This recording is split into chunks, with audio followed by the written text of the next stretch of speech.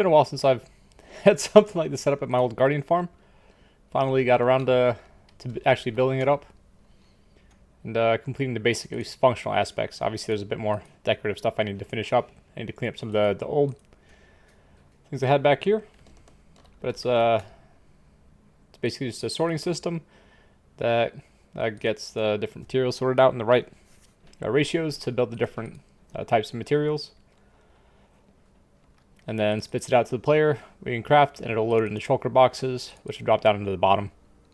That turns out to be a bit slow compared to probably what it should be. At very least, I should have added more of for the crystals, so that way I could make sea lanterns a good deal faster. Initially, I wanted to set this up so you could also potentially actually sit there and use it as an XP farm. But since I built like a blaze farm, then an enderman farm, and now I have I've had for a long time the zombie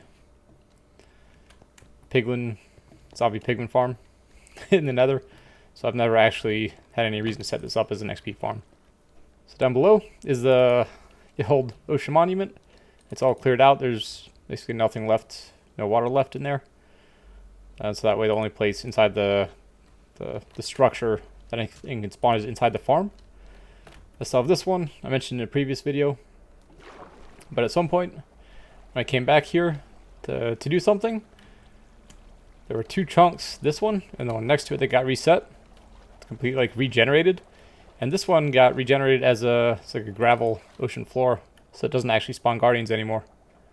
So I thought it was funny, and since the limiting factor in this farm is there's a bottleneck where, like right at the middle where the mobs get pushed up into the bubble column.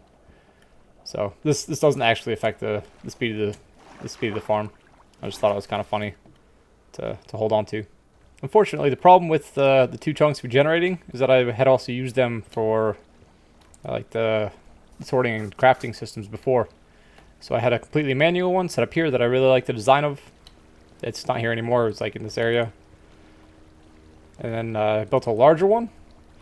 I still have some of the design in creative for this one, but you can see, yeah, right on the chunk border, this whole chunk and the one next to it got regenerated. So this is all that's left of another sorting and crafting system, and this one was just for sea lanterns, and just dropped everything out to the player so you could sit here, so you sit like in front of it and craft stuff up and load it manually into shulker boxes. But since those two got messed up, I connected real quick, just some temporary one that looked rough, and it wasn't great, but it worked. So I got a little bit more, but it's been, I don't know, like a year and a half maybe since I actually had a decently functional setup here. So I'm down at the far end of the sorting system. Back here, all the way at the end, I've placed a manually load in black dye. And that's for crafting dark prismarine. Then I have another set here, prismarine shards. I have two sets of like 8 on each side of prismarine shards as well. So you can craft a whole lot of prismarine, or you add in these ones to craft prismarine brick. And then you can switch this off and turn this on to create dark prismarine. There's another switch. I'll switch one of these sections off and then turn both these on. These are for prismarine crystals to craft sea lanterns. And I had some issues with the speed for the clocks that I messed around with in creative. I ended up with this design. So the target blocks are kind of nice for this. But the redstone dust, I assume, is what's mostly causing the absurd amount of lag. But yeah, and I just kept using target blocks because I've never actually messed around with them before. I assume there are probably better ways of wiring this up below. But yeah, all this stuff here at the bottom just determines which clocks are off and on based on what I want to produce. And then I have one switch for everything that runs down the middle here that turns all the clocks that are enabled on or off to actually have everything spit out to craft. So as everything gets dropped out into the water streams, it just gets pushed down here to the center and then up a bubble column to the player. And you craft stuff out, it drops down here, and it'll go back into just, it's like 16, I think, shulker loaders, the shulker box loaders.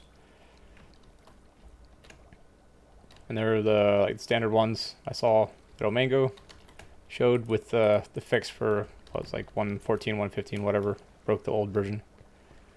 And I made that many because I think that's the most you could possibly need when crafting just the basic prismarine blocks.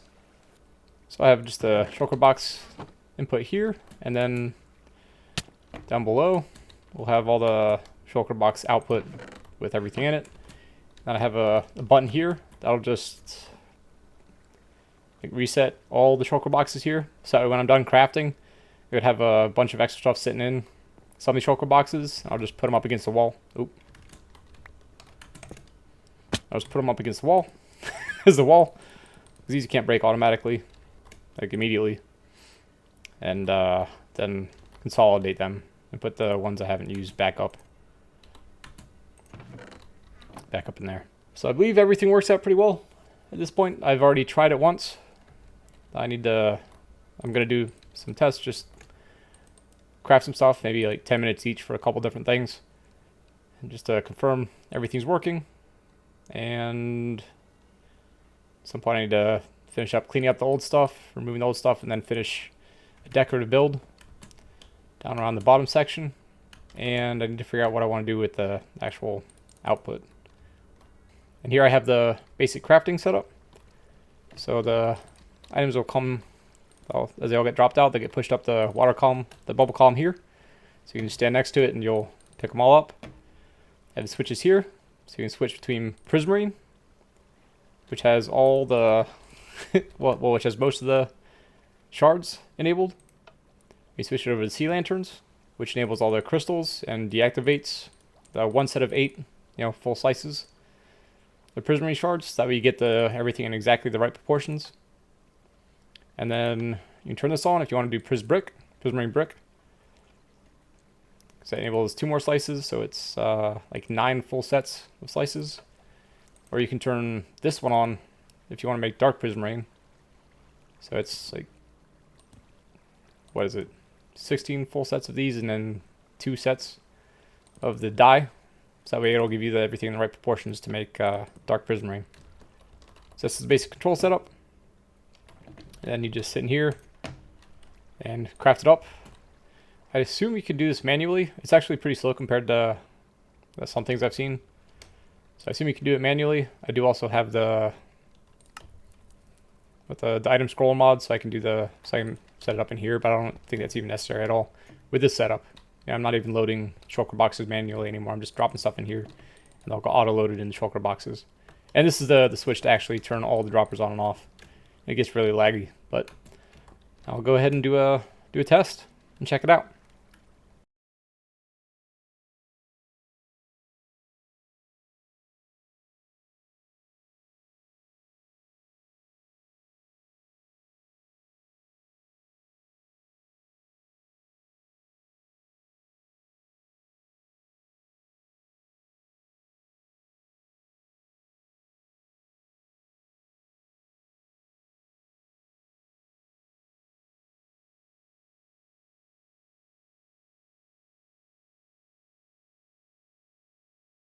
So that was interesting. It was, however, also a bit messy. I forgot. I wasn't really thinking about it while using the item scroller mod. That if you end up with that'll leave a whole bunch of stuff in the crafting UI, and so if you exit the UI, it'll drop everything out into the chute and and on into the shulker loaders. So I had a bunch of stuff I had to clear out. So I'm gonna add myself a little sign to make sure I don't do that anymore. But I guess it was alright. It's a bit slow compared to what it could be, especially with the item scroller mod. It's easily manageable if you're just using if you're doing it manually. But it's ultimately pretty slow.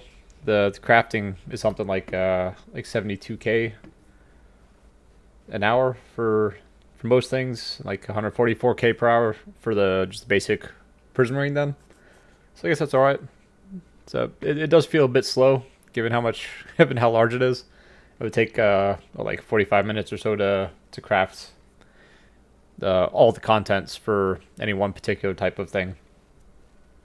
So I don't know. It's alright. It's good enough for what I need from it. It's just good to have another one of these things set it back up again. So, no.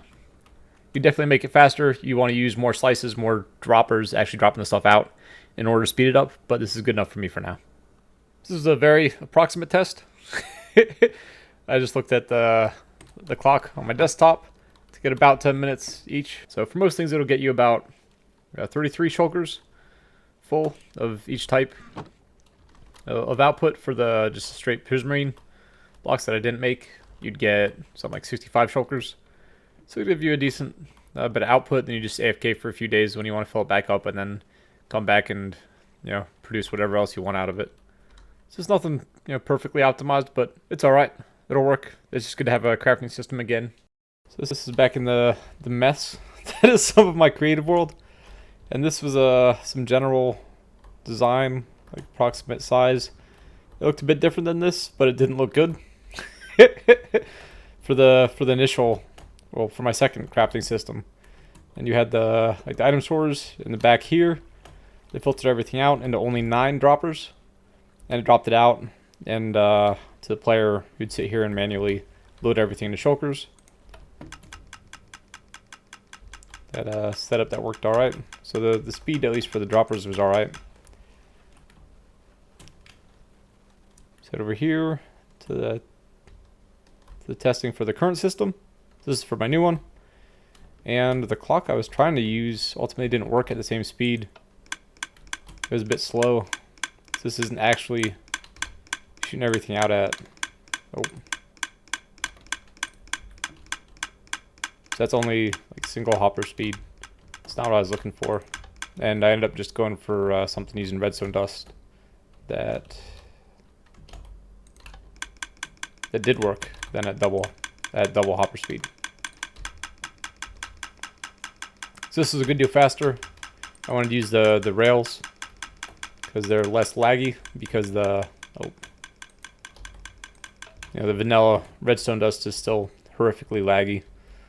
But I should have messed around with it more because I got it to work on the old system, and I just played around with the general layout, how everything would work, and the general aesthetic design for the outside of the structure, and worked out the logic for or at least some of the basic setup for the switches, the switch between different options, how I wanted it to work. So yeah, again, I like some of the other builds. I didn't design the whole thing, just some components and enough to get a general idea and to test some stuff out. But ultimately, I do finish everything off in survival itself. But it would be really painful to do all this testing and development in survival. So it's nice to have a good mix of both. It's been nice to be able to use things like the guarding farm to just a rather large amount of different materials depending on what you're looking for. So I have this one area where I have an entire surroundings on my nether fortress farm covered in just basic prismarine brick. There's a decent amount of stuff involved. Took a lot of materials, and a lot of time anyway, to condition this area for the nether fortress farm. Also, this old thing, it's basically a mausoleum set up around an old 113 mob switch using 2 zombie spawners here. Some like decorative glass spawn eggs to spawn in a whole bunch of zombies that I could then bring out to another location that would keep them loaded just inside my spawn chunks. This, of course, is mostly dark prismarine. Some other blocks. Just a nice, sizable structure built entirely underground. With, of course, a bunch of beacons for lighting in the corners for the decorative pillars.